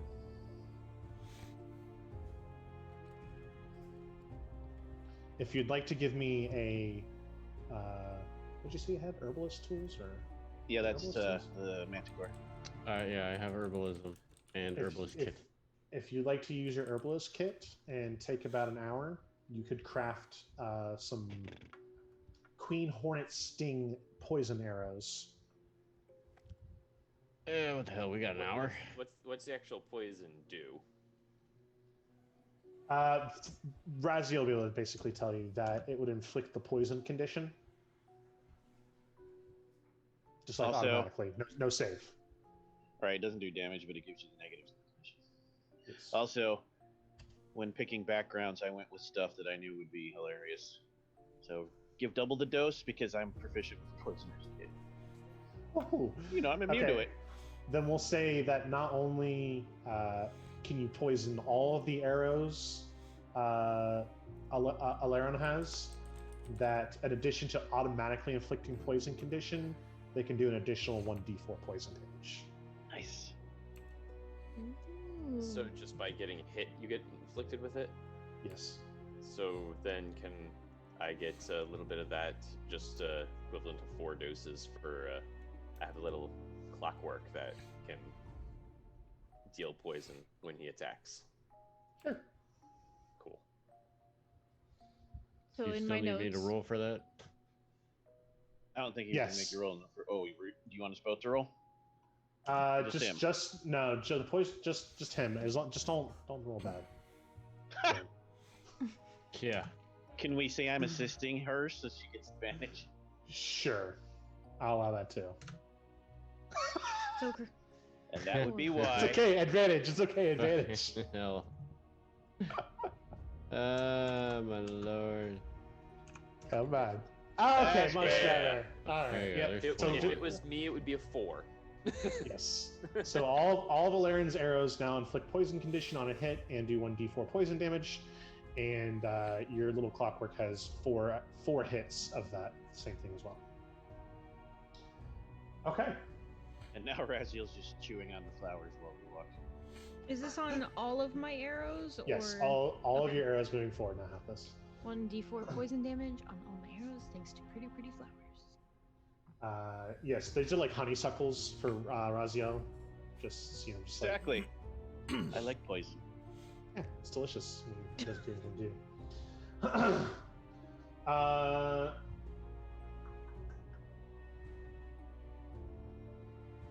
Okay. Yeah. All right. Sihu, give me another survival check as you are leading the group past to the next hazard potentially, or at least around it. 23. 23, excellent. You're able to successfully move around. You see some tracks that look to belong to a blood reaver. You're able to dodge that, which is very nasty, large, got swords for arms. Imagine like a praying mantis on steroids kind of thing. That is silent and Sword arms, right, assert Green? you. Yeah. You don't want to fuck with it. So you're able to see the telltale signs of one of those and dodge around it. But in doing one of those so, creatures where I wish I could go to CR3. but as you to avoid it, you come across another very large pool of standing water. What's with This the pools of certainly standing is. water? A lovely forest. It's true, Raziel. This is like your ideal forest. There's not a lot of living things here. A lot of death, a lot of decay, a lot of fungi, and rotting and stench. It's pretty cool So for peaceful. you.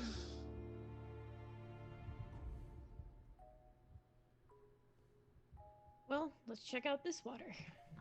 Yeah, this one's not as deep as the last one was. The last one was like you'd have to swim through it. This one you could just wade through if you wanted to. I want to make sure it's not anything Sure.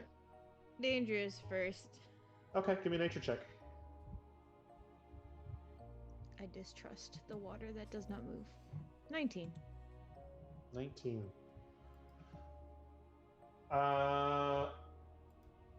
Yeah, you look at the water.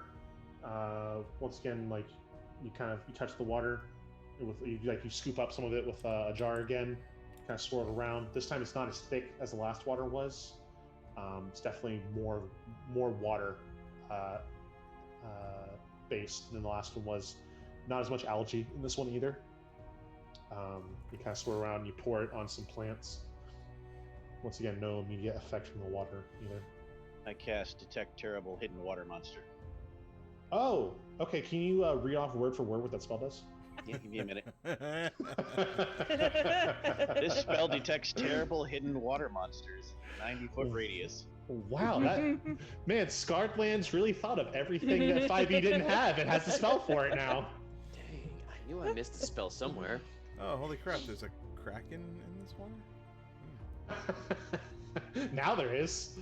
Awesome. I Even though it's attack only, it. even though it's only like ankle deep, now there is. Is it Donovan's ancestor? Ooh, maybe.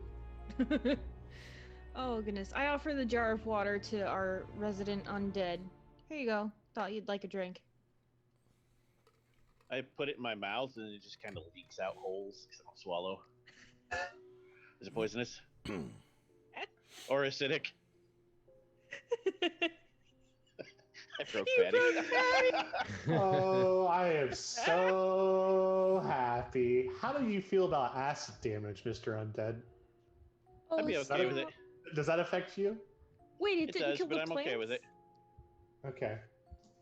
Wait, how? I poured it on the plants. It didn't kill the plants with the acid burning. You're right, it didn't. Give me, take 5 acid damage.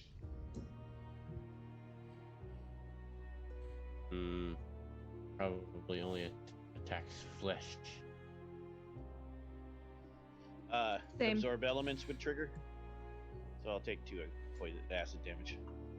Okay.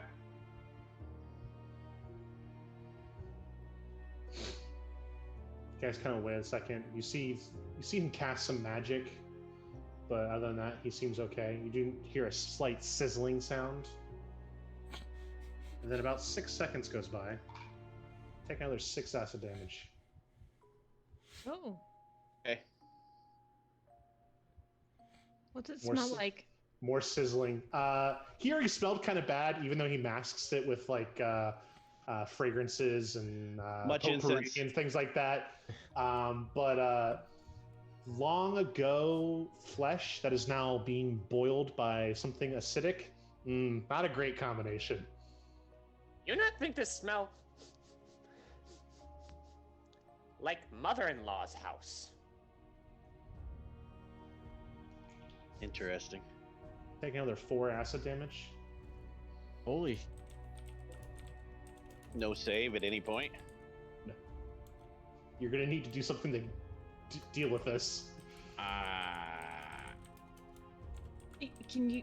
You're undead? Can you like relieve yourself? Like, is that a thing that like does your bladder work? Like, what's going on with that situation? Anybody can give me a perception check at this point. Oh no. I roll around in the mud to make the GM happy. 25. 25. Okay, Yes. that'll probably do it. 13. Oh, the hell roll. 11. 11. Good thing we got Ever's character here. Otherwise Raziel might be taking past damage forever. We'll just go ahead and give it to Laron. So you hear the sizzle, you look at the plant, see that it's fine. You hear the sizzle of his flesh, what little flesh there is still left.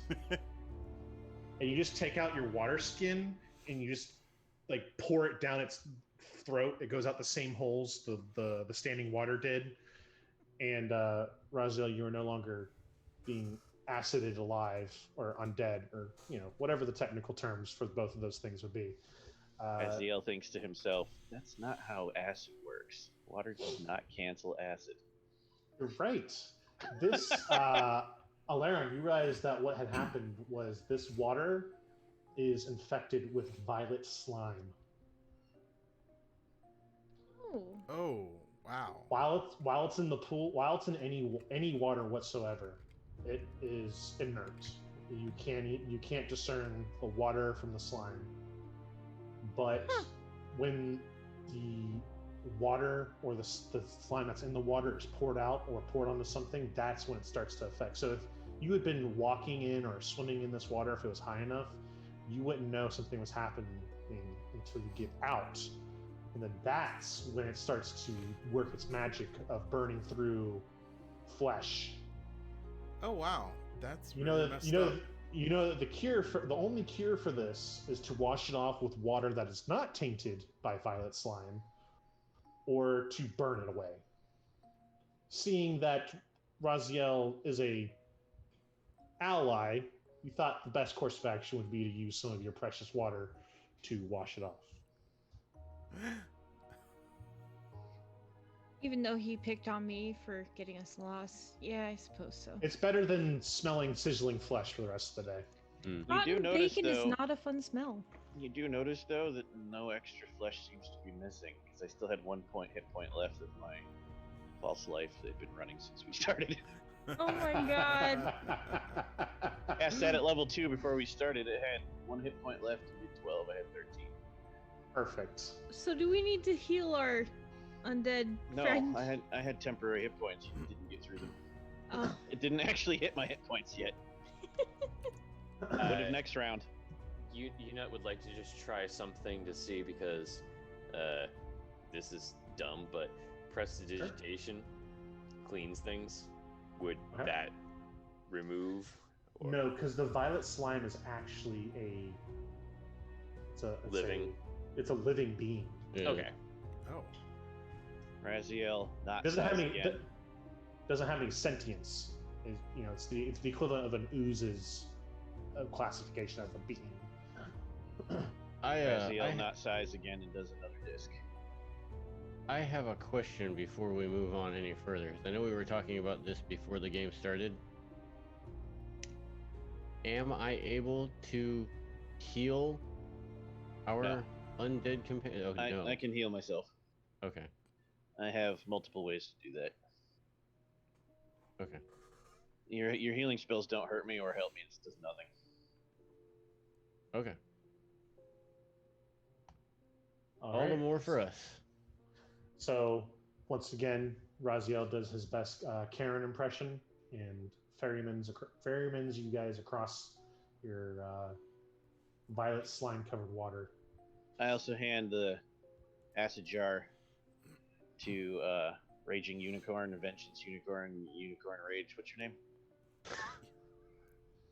Jesus. Unicorn's Vengeance. Unicorn's Vengeance, because when you're raging, you can throw it in someone's face angrily. That'd be funny. Okay, cool. I take it. All right, there would be enough that you could make this an improvised ranged weapon, and bad things might happen to something if you were to throw it on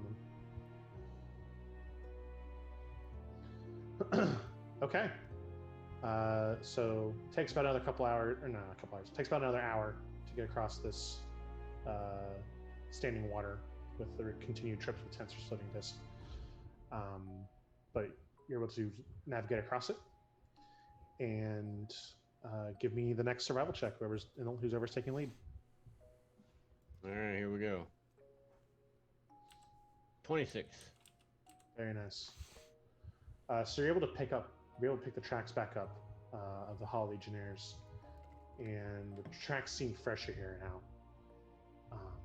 And you're actually able to see alongside those tracks, not in the path that you're walking, but in the trees and in the surrounding shrubbery, things disturbing them. Not obviously, something is definitely, it was taking its time, and it was stalking the Legionnaires. I'm not quite sure what kind of creature it was, but something was stalking them. Am I able to tell if it has 2 legs or 4 or more? It definitely has more than 2 legs. You continue along, keeping the group close to you, to avoid an ambush of any kind, any one of you getting picked off as a straggler. And it's that moment where your instinct takes control. It's you, then I would assume then Ilarion, and then I'm not sure who would be third after that, but you take a couple steps, Ilarion takes a couple steps, and it's the steps of the third person that there's that brief moment where you whip around, wait, no! But it's too late, and the ground gives way. And when I say the ground gives way, the ground in a 60-foot radius gives way. Oh, holy crap. Instantly, immediately, terrifyingly, faster than any quicksand, faster than a sinkhole, immediately gives way, and there's that moment where you're just falling, and you're falling. And then you're stopped violently, bouncing in the same position, swaying, and you feel these sticky, thick strands are Nope. all over your body. Nope. You feel the tickling on your skin of tiny, tiny little spiderlings that are crawling all along your arms and going up, and you're just, that's that moment where all of you are in this fight or flight response where you're thrashing around the web and you're trying to get out of it, and you're reaching for arms and armament to cut yourselves loose. Except And that's Razzie, who can't figure out what the big deal is for a minute. He's like, oh. Yeah, the spiderlings don't affect you. I mean, you're still not able to move, but the spiderlings aren't affecting you. Does he pull a King- Kellyock and eats one? I have a question. Sure. I do as well. My question is, does your character have advantage against sinkholes? I have Featherfall, Of course. because I'm a wizard. Okay. Yeah. You could use it here. It would slow your descent into Yeah, these but parts, I was going to announce it if we needed to, closer to the ground, but the spider web stop us. Why waste it? Fine. Mhm. yeah. And then Devin? How far are we from the new ground now that we're? You look down. You can't tell if it's ground or just really thick webs, but it looks like there's something it ends about 30 feet down. Okay. You hear this gurgled, gnashing speech. It's as if something that shouldn't be able to speak is mimicking horribly speech. You can hear the sound and it's understandable, but you know immediately that this shouldn't be happening, and whatever is speaking shouldn't be smart enough to be able to make this speech. It's just unnatural, an abomination, an aberration of nature that this sound exists. Welcome to the webs. Nope. This is my spider pit. I am Imbria the Fire. And you are my next meal. And that's where we'll end for the night. What? What? Say what? I didn't even realize it was that late already. Yeah, man. 11:46. Oh yeah. Time flies when you're having fun. This is awesome. I didn't even get to show off any of my cool shit. That's what next week's for, man. Yeah, don't worry. There'll be plenty of opportunity to show off your character's combat abilities. We got to see Yeah. some out of combat abilities from our characters, and next week we will be able to see some of the in combat, as it sounds like they have found the lair of the witch spiders. Fuck, Toy. Did you guys hear that? No! We don't What? live in your creepy haunted apartment. Yes, so we will have to wait until next week to see what happens to our adventurers. It has been a pleasure telling the story to you, listeners. We hope you enjoyed what you saw and heard as much as we enjoyed performing it for you. Let's hear from our players now. Once again, your name, handle, character, and where people can find you outside of Vorpal Tales. I'm at Space Lord PJs. You can find us tomorrow. I'll be running the Pugmire, How the Pirates Stole Yuletime. Excited to get back to that. I'm Eldritch Echoes, and Friday will be my next game for Mad Mage. The next time you can catch me doing something creepy is Sunday. Hey everybody, I have been Lyron, and now I'm Ever, and you can find me all over the internet as Changeling Ever. You can find me in every deliciously dark and adventurous TTRPG that Vorpal Tales has to offer. So, see you there. And I am at Made of Kimchi. I am Made of Kimchi. I am Kimchi. He is Cabbage. I am Cabbage. And tonight I played Shihu, the Manticora Circle of Blood Druid. You guys can find me. I forgot what day it is. What is today? Today is Tuesday. You're not in Pugmire, are you? So you're Friday too. No, yeah, Friday. Friday. No game for on Turkey Day. Mad Mage. Yes. Yeah, no game Turkey Day. I forgot I have to work Friday too, so it's like Oh. And I have been inhabiting the human named Devin, and you can find me online at Sorta Sully. And tonight I have been playing the Slytherin Wizard unit. And the next time you can find me on Friday in Patty's Mad Mage game. Perfect. Thank you. I have been Patty Shakes, and we will be back next week to finish our jaunt into the stories of Dead Man's Rust. But in the meantime, I encourage you to watch Vorpal Tales and Onyx Path's other shows, which include, for Vorpal Tales, tomorrow, Pugmire, like Sean said, he'll be running that. We're going to be doing some awesome Pirates Who Stole Yuletime. Then Thursday's Turkey Day. Enjoy a socially distanced holiday with your friends and family. Friday will be Dungeons and Dragons, Dungeon of the Mad Mage with yours truly, once again. Sunday will be Stories of Sin and Eldritch Terror. Monday, we're going to start up Cyberpunk. That's going to be an awesome new thing we're doing. And then next week, right here, right now, at the same time, we're going to finish off our Dead Man's Rust Kickstarter game. So that's where you can find us in the near... Oh, go ahead. Also toss in two things. You should come check out our Cyberpunk game if you're a fan of Onyx Path, because we'll have multiple Onyx Path people in our intro two-shot adventure before we kick off our campaign. We are having some lovely guests. Michelle Light, Dixie Cochran.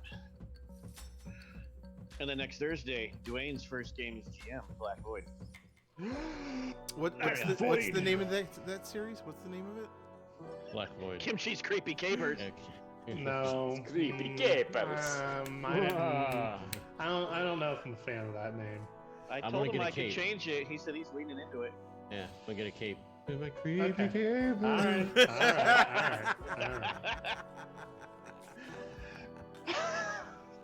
All right, and now for the true fans. We're going to vote. Our players will nominate one other player, but new to Vorpal Tales, you, the audience, can vote for your favorite player as well. We should tally the votes in chat after we sign off and award our players appropriately. So, same order as always.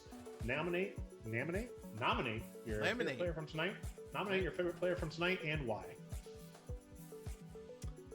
I would like to laminate Dwayne's character for keeping it real with the cat speak. I will nominate Devin because he ate the worm without any insight checks, and that's a baller I approve. That is a baller move, sir. It's nasty. No, I'm going to vote for Tyler because creep. Thank you. I am at ends, even though I knew I had to vote for someone. So I am going to vote for Everett for making the rolls that I couldn't. Valid.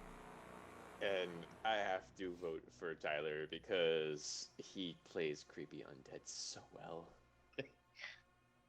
I'm a creep. I'm a loser. Okay. No, I'm a creep, I'm an undead. I'm demonetized. Yeah, I was just about to say, now we're demonetized. Great. Good job, guys. I think you have to do like at least 5 seconds for it to count. So I think we're in the clear. And you have to actually play it. You singing it does nothing. See, there you go. Boom. Yeah. All right, perfect. Yes, all of those moments and more were quite amazing tonight. We hope you enjoyed the story. We look forward to seeing you next week at the same time and place to continue this tale. Please remember to check out the Kickstarter that has been linked in chat several times tonight. You should go and support it. It's a wonderful, awesome thing. Scarlands is awesome. Onyx Path Publishing is awesome. And they put out great content, and they want to keep putting out great content. So show them you love them with some Kickstarter support. And then until next time, may the gods guide your path. Stay safe, stay awesome, stay adventurous, and make good choices. I don't know about that last one. And happy Thanksgiving. I'll tell them tomorrow. I want